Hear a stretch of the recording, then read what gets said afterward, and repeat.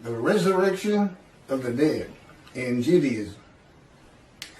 The Rambam, I think this is how you say it, Maimonides, compiled what he refers to as the Shlohah Asar Ikkarim, the 13 fundamental principles of the Jewish faith, as derived from the Torah. Rambam refers to these 13 principles of faith as the fundamental truths of our religion and its very foundations. Number 13 of the 13 fundamental principles is the belief in the resurrection of the dead, which is a real, even from the Christian standpoint, Jesus rose from the dead, and Jesus, his good friend Lazarus, he'd been dead 4 days. He raised him from the dead, which led to the shortest verse in the New Testament, in the Gospels. Jesus wept. That's all. One verse. Jesus wept. And he did after raising Lazarus because people still didn't believe who he was. I thought that was an interesting tidbit. Ezekiel 1 and 10 are together a vision. Again, I'm reading from the book God dictated to me, Isaiah 53 and the day of the Lord. And as you can see, this doesn't really have much to do, if anything, with Isaiah 53 and the day of the Lord.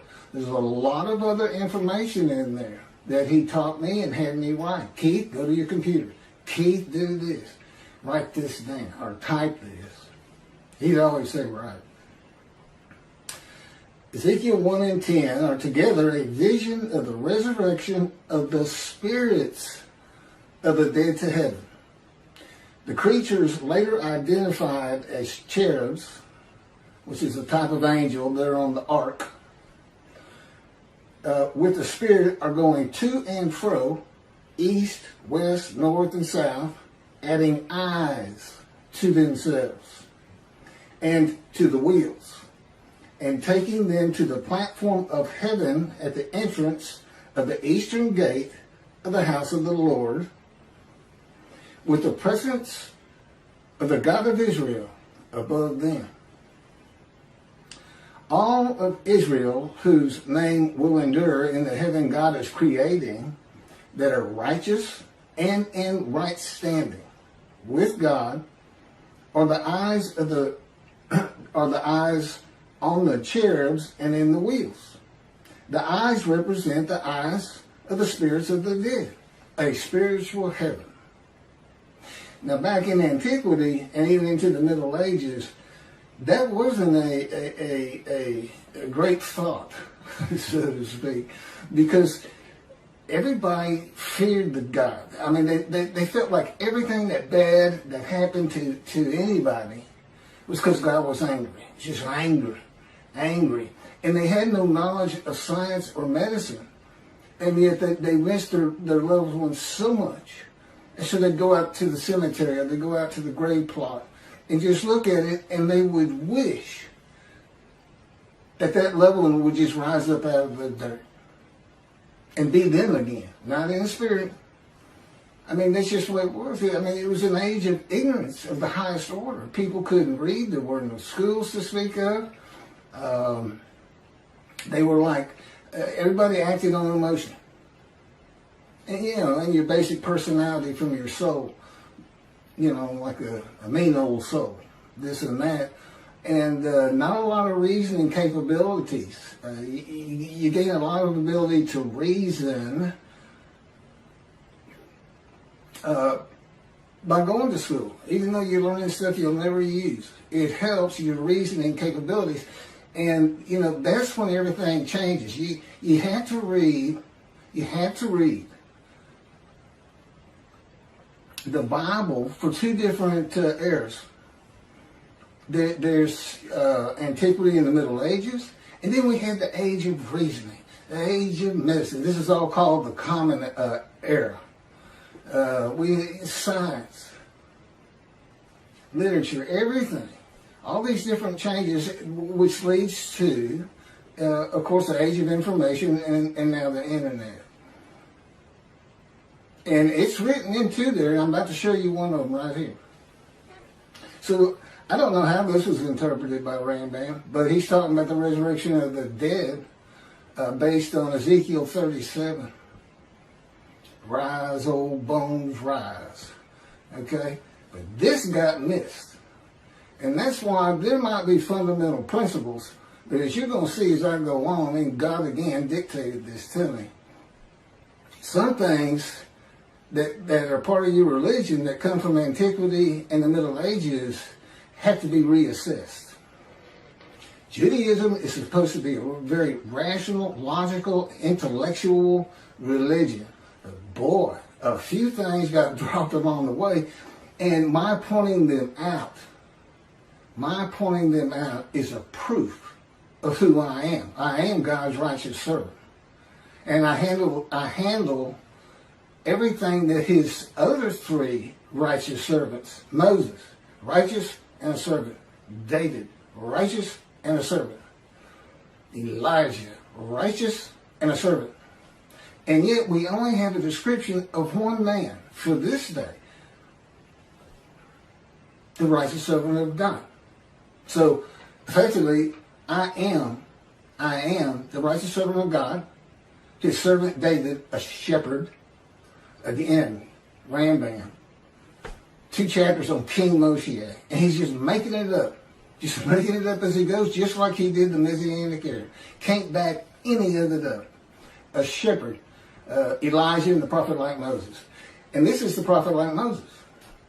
Moses did 2 things. He led the Exodus and he wrote the Torah. God dictated it to him. Okay, well, the Jews aren't in bondage. I don't need to do that as a prophet like Moses. So what's left? Write this down. That's the prophet like Moses. And I have all the knowledge that Elijah would have. Elijah. What's so special? The only man in the Hebrew Bible to be specifically taken to heaven. And then he returns in the day of the Lord. Clearly, it's not going to be that Elijah. There's nothing about heaven that I need to know to answer questions that I don't know. I've been taught it. And I envision lots of visions early in my 13 years, first 7 years. Not so much lately, except for pictures that they put into my mind when we're talking. God likes you to see what he's talking about. So you don't have to go into a trance or anything for those. I just send pictures into my mind. It's a wonderful thing. Excuse me. But anyway, okay, that's some backdrop. Let's carry on here.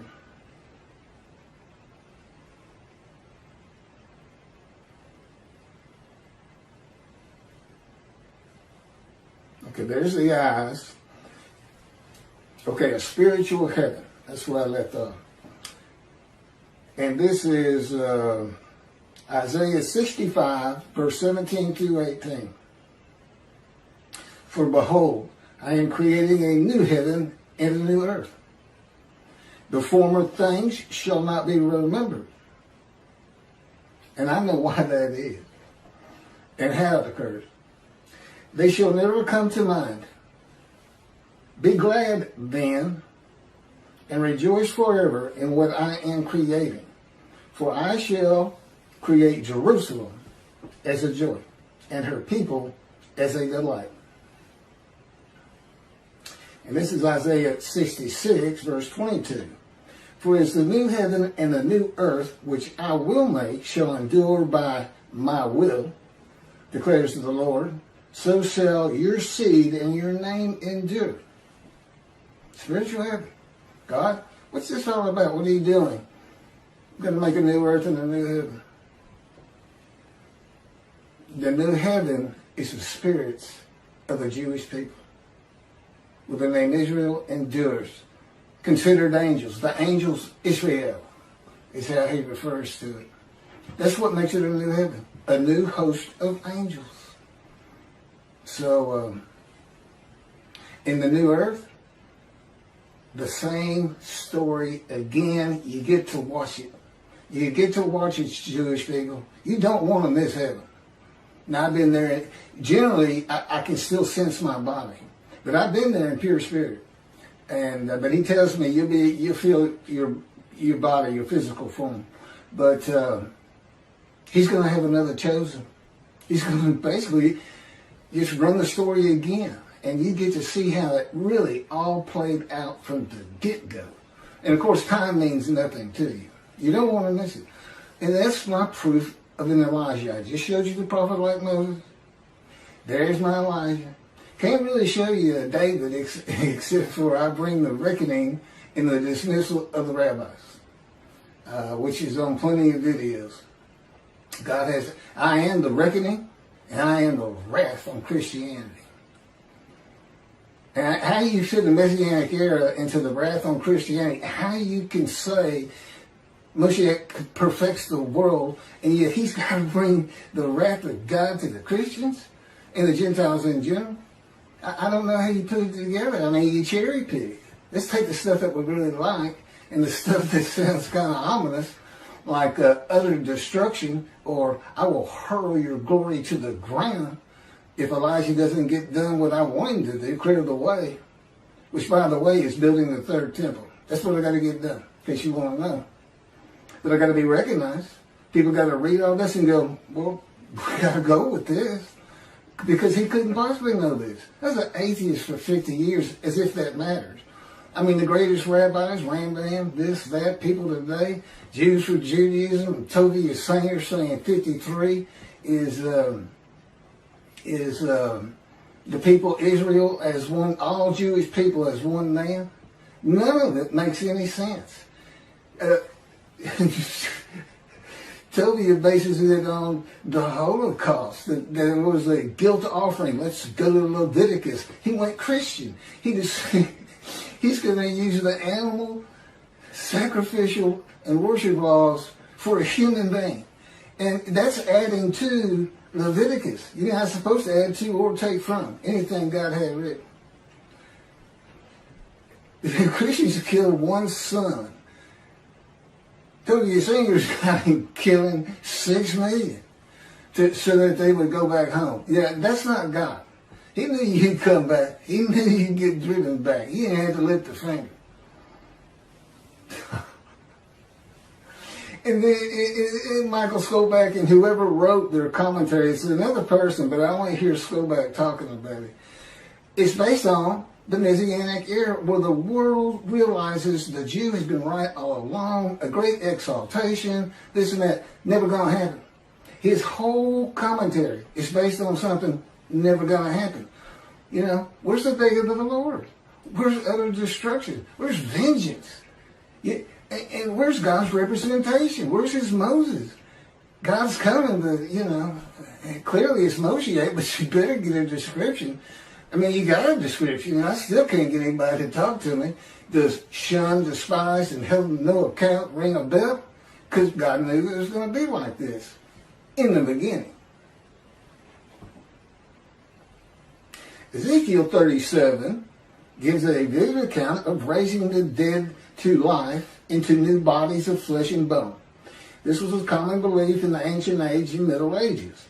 In this age of information with knowledge of science and the human body, few people believe that a human body can or will be resurrected anew by God. You cannot take, we know, but you cannot take the ashes of bones and make a new human body. You're just making stuff up. When did God do that? You ask, can God do that? You know what the answer is? No, he can't. He said, now I can create a human being where there could be a resurrection of the dead. He said, but I don't want anything to do with that. But the world as created is not set up for that type of an event. Believe it or not, God doesn't have a magic wand. But he's got the unseen and elements in it we don't understand, and the power which, and of course, I'm so familiar with it. It actually surrounds me. It is Ezekiel. They call it in Ezekiel the cords of his power. To me, it just completely surrounds every inch of my body and my head. It just surrounds me. I mean, he can move my hands wherever he wants and turn me around, twist me like a top if he wants, slam me to the ground, I've mentioned. Yeah, if you hadn't guessed it, I'm experiencing. I'm not like any other human being on this planet. But I'm still Keith. I'm a friendly person. Quick to anger, but very friendly. And I've been through every stage, walk of life, man, from poverty, which he took me to, has taken me to. I haven't nothing, but which is kind of a religious thing, I think. Even Jesus hated material things, told the rich man he can't get to heaven and things like that. That's just part of it. And it does, another thing that this fire refinement, all these punishment words, maltreatment, makes you humble. More so to him. Moses starts out this firebrand that killed a man that made him angry. And at the end of his life, it is said Moses was the most humble man on earth. Now, I don't know how you measure something like that, but I can tell you I'm more humble to God than anyone on earth because I literally fear him. Because I know the kind of pain he can put me through. And most people don't really have that knowledge. I fear God. But when he'll slam your face down into the cement or to the floor in your room. And some of the other things. I know people really don't want to hear all that, but it's important to understand 53. Let me carry on with this resurrection of the dead. Today, few people believe that. It's a primitive and medieval concept that was good for a time through the Middle Ages. That is why God provided visions of heaven, conforming to the beliefs and world of the Jewish people in the Middle Ages and before, and a spiritual heaven for a more enlightened time of reasoning and knowledge. Do you understand what I just said? The Bible has to be read with an understanding of antiquity in the Middle Ages and those people and who they were. And it's also written for people of this day, modern age, knowledge, information, science, medicine, reasoning.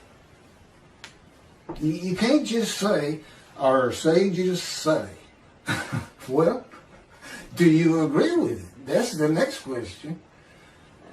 You're not going to agree with the 13th principle when I get done. The burden on Israel and the practicalities of such an event of millions of people suddenly appearing in the land from the time of Abraham to today is unimaginable. You got 6 million from the Holocaust alone. Many would be illiterate and savage, and few would be trained to work in this society. This would include the Israelites for 400 years as slaves in Egypt. What are you going to do with those people? Run. God says run. This is what you're going to do. It'll scare you to death. All would have to be housed and fed and educated, illiterate and savage. It'd be a prophecy that destroys the government of the state of Israel. I don't even know if you could fit them all in. From the Israelites in Egypt to the Holocaust, since the Holocaust. I know it's millions. I just wonder if you start hitting a billion. I don't know. It's a ridiculous concept. And when I sit there and I watch and I listen and I hear rabbis do this, I understand why God dismissed them. Basically, you're going to have to get all this straight. If you want to remove yourself from dismissal, rabbis, and enter the scroll of remembrance of Malachi 3, which is what takes you to heaven, if you want to remove that, you better go read these books. It's just 2 of them. One of them is my life, the life of God's righteous servant by Isaiah 53, and that's to show how I fit the verses. That's what it's all about. And then that's the first 7 chapters. There's 14 or 15, and then God speaks to me. And from that point, it's all about him and me. It's pretty interesting. It's a pretty interesting time. And it continues, and I guess at the end of my life or at some point, we're going to do it again for the finale until he decides that it's time for me to die, that's how I'm going to die. He's just going to make the decision like he did with Elijah.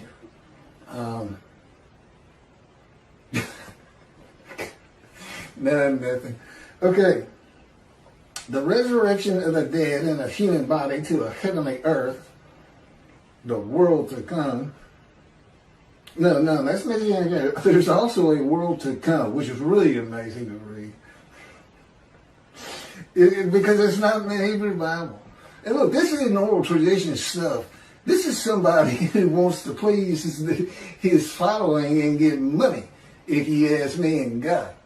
That's what this is. He's just making it up. It's not an oral tradition. Now, I don't get into the Torah at all. And the oral tradition, I'm going to read it the way God says it in just a second, but we don't get into that at all. I know Rambam said Moshiach would read Torah day and night. Well, no, I don't. But I definitely am a scholar on the prophets and the day of the Lord and everything I've been talking about 45 videos that we keep flipping. Find you a motorcycle and just stick with it the last 2 or 3 because, you can go back 4 or 5 and we're just redoing them to keep them circulating and adding. Like this is brand new. I may have touched on this before, but we're adding, throwing a couple new ones in here and there, and eventually I may end up being a vlogger, I think they call it. Yeah, that's what I'm doing today. I'm going to go ride on a motorcycle. God promised me. He's had me in poverty for 13 years, and but he told me one day we'll get a motorcycle again because I've had one before, a Harley, but anyway, the resurrection of the dead. Okay, that's not the world to come. I got to change that. And you say, wait a minute, God dictated that. Why you got to change it? That's to tell you, I still had to live the human experience. To truly still feel like I'm Keith, I got to do something dumb like that sometimes. I still got to forget things. Yeah, I got to live the human experience. And of course, my response is, why? Don't want to live the human experience. God says, I decide all things, thank you. So anyway, we have a good relationship. He's got a great humor and a personality far different than you get from the Hebrew Bible.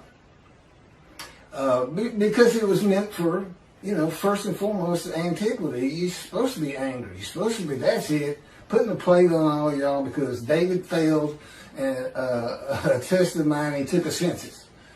That kind of thing. But he's really a joy to be around. He doesn't like to talk that much, but the angel of his presence, the Holy Spirit, he does. And sometimes he'll talk, and it sounds like it's a God. But then I can tell it's not. Totally different voices. Totally different. He's got a voice of a 5-year-old. I sometimes tell him it sounds more like a cartoon than me. But and God just sounds like a very mature man. He doesn't really talk to me that much, except when he's tormenting me and torturing me. Oh, that's what I asked him. I said, I see all these words: wounded, chastised, bruised, crushed, maltreated. I said, where's torture and torment? He said, that didn't really fit. That's what it is, by the way. Okay, the resurrection of the dead, the human body, to a heavenly earth is also said to be a sign that Moshiach has arrived, or that it will happen in his lifetime. This is a teaching from the ancient age and Middle Ages that continues today. Moshiach's here and it's not happening. Okay? It's not going to happen. Judaism's reliance on everything that the sages say in an era gone by in the oral tradition, it is important for the laws of the Torah. But the Talmud's stories, opinions, and commentaries outside of that have to be viewed in light of this age of reasoning and knowledge. The day of the Lord and the arrival of God's servant David, See, he calls him David, a shepherd. According to the prophets, must be interpreted with the evolution of humanity from the ancient age to the age of information in mind. The eras in between and in the eras to come. I'm not sure what that one means. By the way, he doesn't always explain everything to me. I'm not on the executive committee. I don't make decisions. I don't decide when I go to sleep. I don't decide what I eat. I don't decide what I get to watch on TV. I don't get to decide when we do this. It's 3:30 in the morning, and he just said, just out of nowhere, you know what? Let's do another YouTube video. I've been having computer problems, and suddenly, the problems with my computer that I've been suffering through for 2 to 3 days, brand new computer I got with my stimulus check. God says, go to Microsoft support. He still won't just tell me, but I found the answer. And basically it was hold the power button down for 20 seconds. He had let me suffer angst, unhappiness, sadness. What am I going to do? I throw this away? I know I got a warranty, but I don't even know where these people are. I got it over the internet. See, he'll let me do that. He says, and the reason is, the day is coming. The day is coming. But you're not going to feel those things anymore. You know, once I get recognized, once I'm the God's righteous servant, Moshiach, David, Elijah, prophet like Moses, being recognized, and we're bringing the vengeance and hopefully helping the rabbis remove the dismissal so that they can enjoy that fine heaven. Because there's 2 covenants here, and one of them's the covenant from Jeremiah 31 where God says, I forgive your sins, remember them no more. They become a holy seed to build the 3rd temple, just as he did for the Assyrian Babylon exiles. He forgave them. He said, it's not because you deserve it, it's for my name. But what did they do? They built the 2nd temple. That's what it's not really said specifically, but that's what happened. And forgiven again in the day of the Lord. And that's, you know, in Jeremiah 31, see a time is coming, see a time is coming, see a time is coming. That was the time is the day of the Lord, and it's here. I got too much other information on that, but okay. Well, thank you for listening to all that, and for the rabbis, I think you should consider this fundamental principle that you got from Rambam. I mean, I don't see a fundamental principle of your faith. And see, I was an atheist for 50 years. I'm not a religious person. I understand the concept. Well, this is what we believe, because that's what you get from the Christians. You can go to them and say, look at this and that, and this and that. None of that makes sense. None of that makes sense. And this is what you get. Praise Jesus. Praise Jesus. Logic doesn't matter. Well, for the Jews in Judaism and for the God of Israel, it's going to start mattering if the rabbis won't see heaven. Thanks a bunch.